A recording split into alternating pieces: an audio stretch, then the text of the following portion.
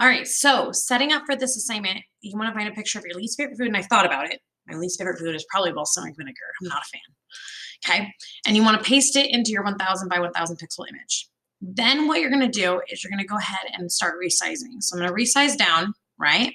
Turn on my grid lines, which if you remember, grid lines are under view, right? Show grid. And I'm going to go and turn that on.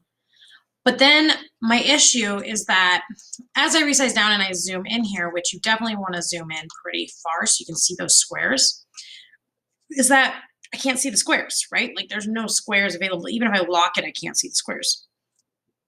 Even if you right click, arrange it, and send it back, still can't see the squares. So something I want to show you is opacity.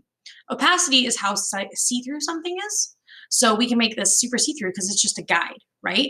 So I can go ahead and set my opacity to like over here on the right, I can set it to just like 25%, and then I can see through and see the grid behind it. Then all you're doing is locking this. So I'm going to go to Object Lock.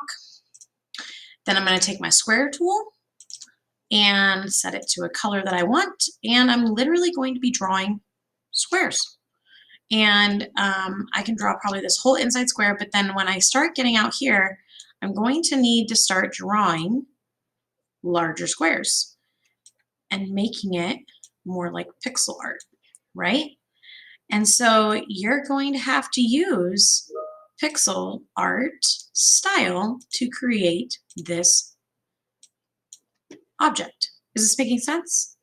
Then when you're all done, you can just take all these, shape builder them. I'm going to shape builder all this, add it all together, and it's now one object. That's what you're doing, okay? So make sure that you've set that and you've got that opacity and you're going in here and you're making the whole thing out of pixel art.